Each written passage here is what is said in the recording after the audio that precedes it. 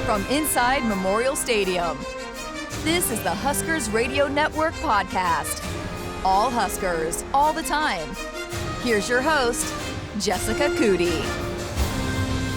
Welcome back inside our Huskers Radio Network podcast. I'm Jessica Cootie, and boy, do we have a special episode for you today as we celebrate the career of Pat Logsdon, over 40 years spent dedicated to Nebraska Athletics. So we're going to talk a lot about how you got here and the time that you spent here, and so we appreciate you spending your time. And joining us again here is Dr. Lawrence Chatters. So last day officially is Friday. Does it feel like it? How does it feel?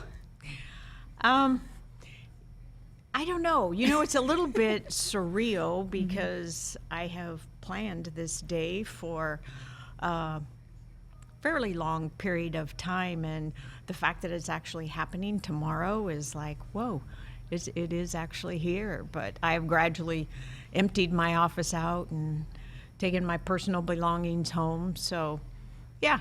It will be sad, but I'm ready for the next chapter. That's awesome. Can we go back to the very beginning? You graduate here with a degree in education, right? And you immediately start working for the athletics department. Why did you want to get into sports here at Nebraska? What kept you, what immediately drew you to that? Well, honestly, I think I was just at the right place at the right time. I had no grand plan. I had no vision of a career in athletics. As you mentioned, I actually had my degree in education. I grew up in small town Nebraska, thought I would come to the university and be a teacher. Well, then Coach Osborne actually gave me my first opportunity at a full-time job, and from there, I just fell in love with it. In a short period of time, I had a number of roles in football, and I just feel very fortunate and grateful to Coach Osborne for those opportunities that he provided me, because I honestly can't imagine any other career that would be as rewarding as what this one has been for me. You know, Pat, you have just had a significant impact here at Nebraska, many, many years of service, and, you know, March is Women's History Month, and I certainly look up to you as a strong woman here in our athletic department, and I know a lot of other men and women in our department do as well. Can you talk about what it was like for you when you first started working in athletics? Because at the time, there weren't many women working in athletics on the administrative side. Can you just talk a little bit about what that journey was like for you? Well, again, I owe a lot of credit to Coach Osborne. I feel very fortunate that he provided a young female the opportunity that he did, that he actually saw potential in me. So what I tried to do when I became director of football operations and was involved in the staff meetings, I made sure that I was meeting and even exceeding expectations.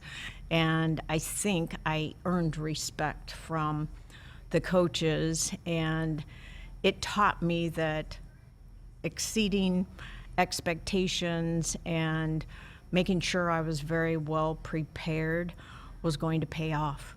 How did you meet Coach Osborne and to where you even got that opportunity that he presented with you?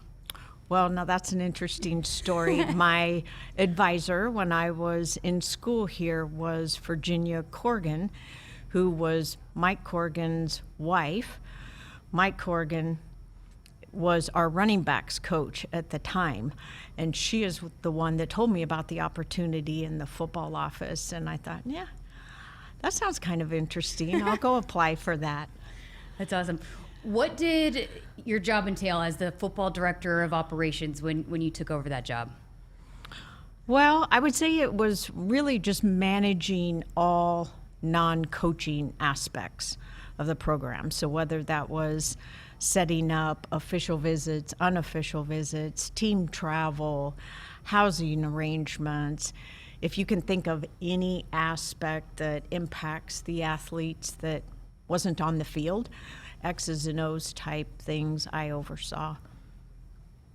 That's amazing. So, you know, I'm just thinking of being really a young man, like kind of in the time frame that you're here as the director of ops. Can you talk a little bit about what aspects you served as far as like helping some of these young men acclimate to Nebraska and the program here and everything else, kind of really that role that you served as supporting them to, feel like they belonged here at Nebraska?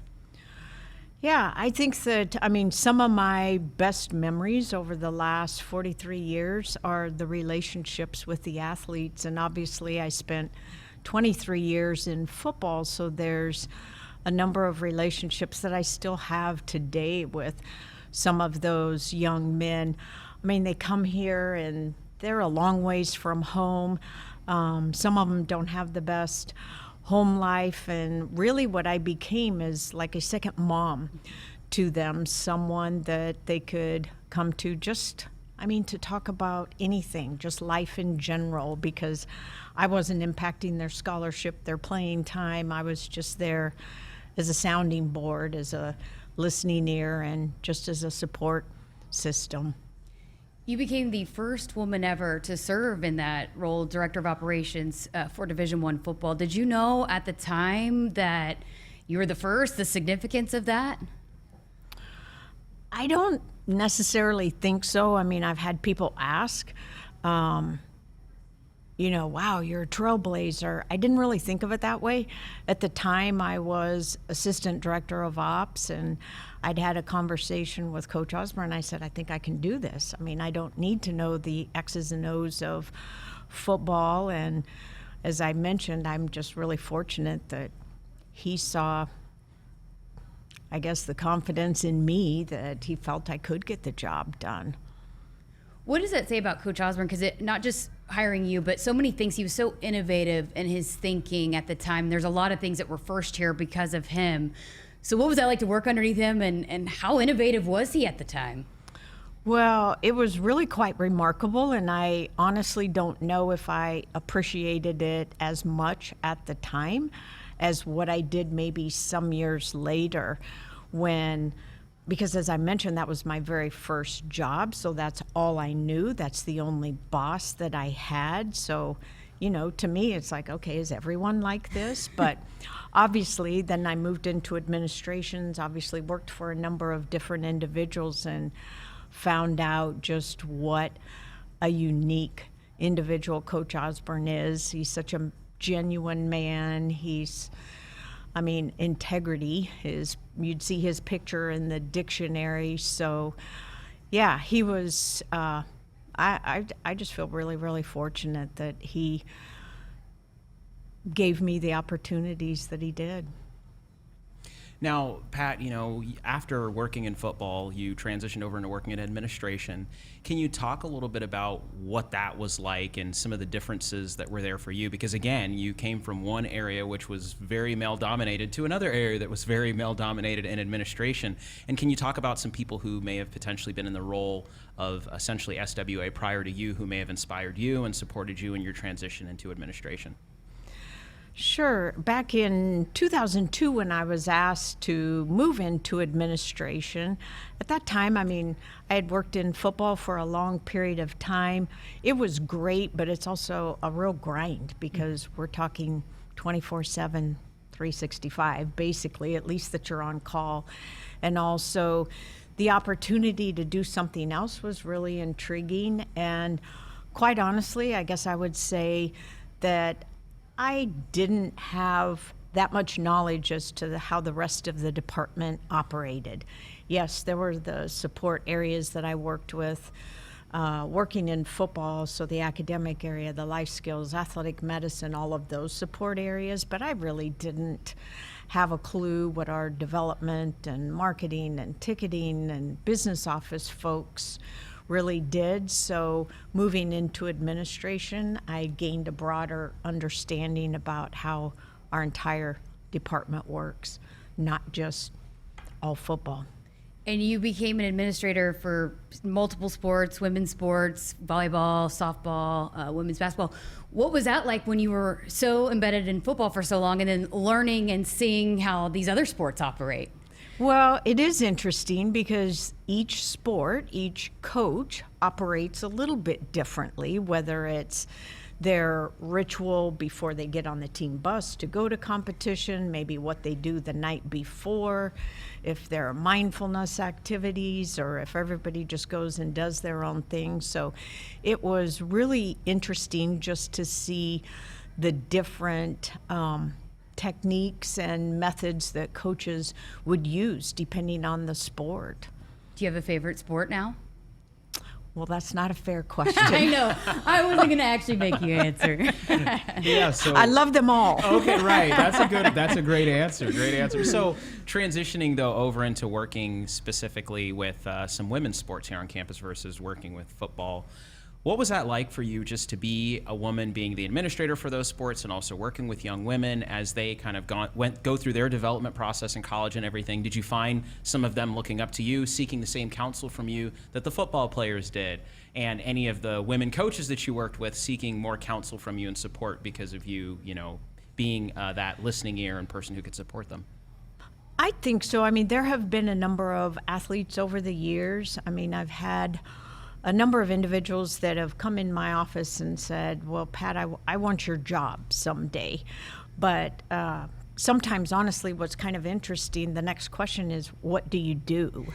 So it's not that everybody has a real great understanding of what that administrative role is in athletics, but I think oftentimes it is seen as, wow, that's a really glamorous job. You get to do all these fun things. You get to go on these fun trips. And that's all very true, but there's also the hard work and the difficult moments and all of that as well. But yes, I do think that there are young women in the various sports that looked at me as another support system, someone outside of their sport that maybe they could come and have a confidential conversation, much like in football, just because I wasn't directly impacting their playing time, their scholarship. So oftentimes people just want a listening ear, I think.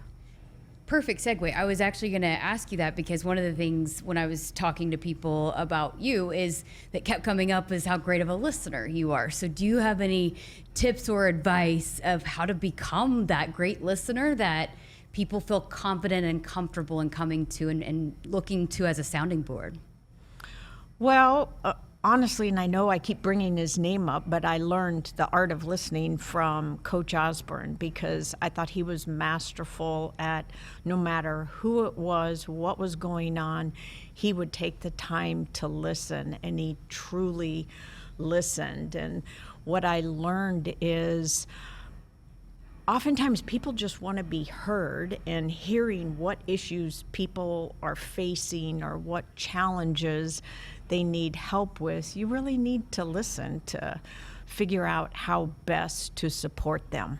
They don't really want to hear you talk, they just want you to listen. It's amazing. That's awesome. So the role that you're currently in is the senior women's administrator role, and that was a role created by the NCAA based on a lot of guidance, I think, from member schools basically saying that there needs to be a senior level role for a woman in the athletic department, right? So what a lot of people I don't think know is that comes with a lot of serving on different committees. It comes with you having to really be central in the governance of the NCAA and some other different committees and things like that. Can you talk a little bit about what you've seen over the years in that specific role as an SWA within the NCAA?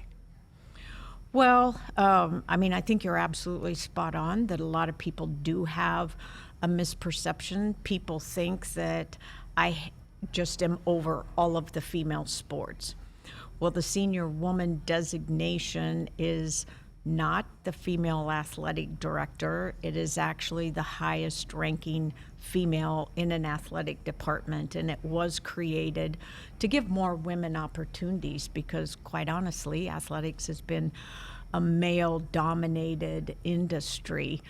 So, yes, there are the conference responsibilities that come with it as well as NCAA. So it's attending Big Ten conference meetings. You get all sorts of emails from the NCAA. So being involved in the governance structure was certainly a learning curve and a really interesting times as well, and it's also a great opportunity to collaborate with colleagues.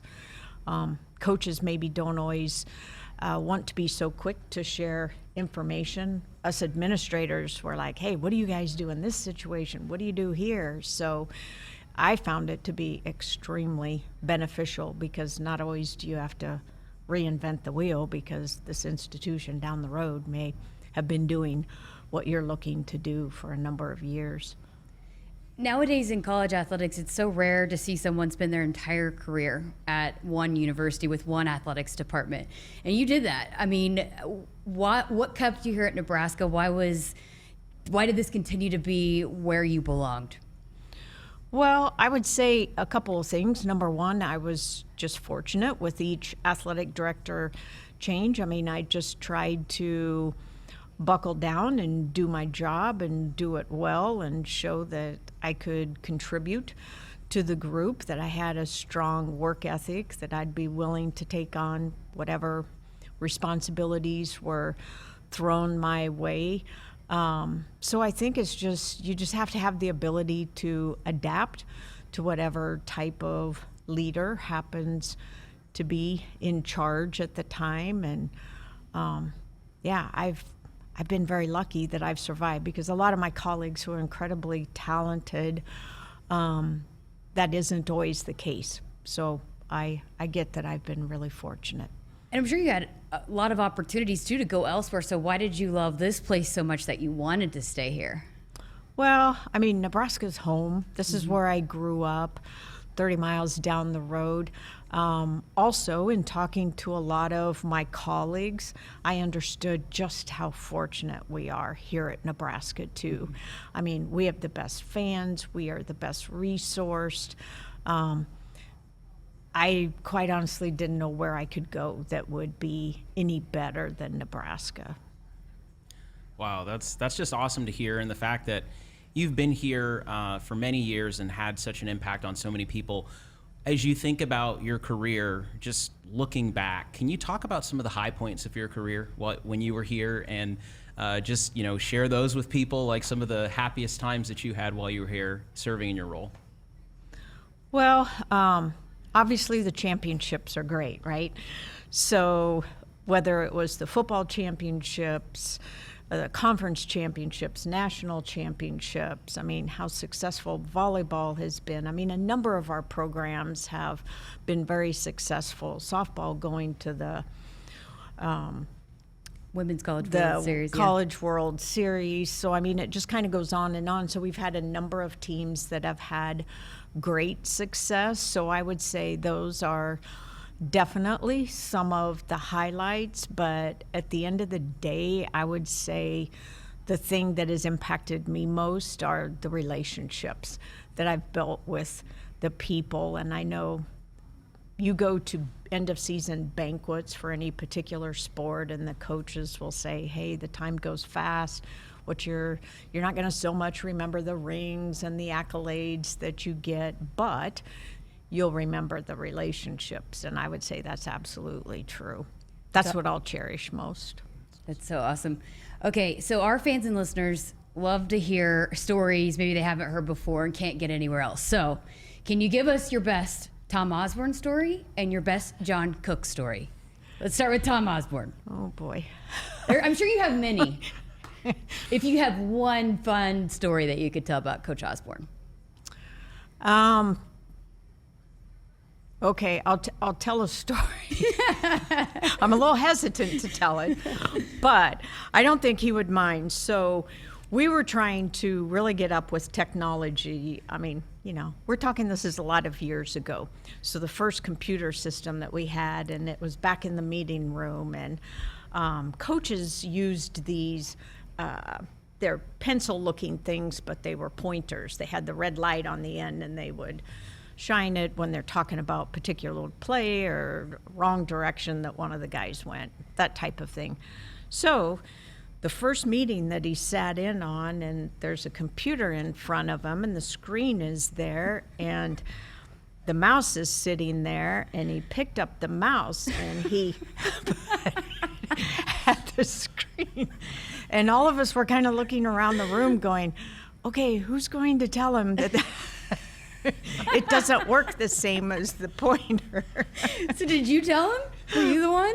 I can't remember who told him. I think we all maybe just said, Coach. That's not how that works. Oh my gosh, that is awesome.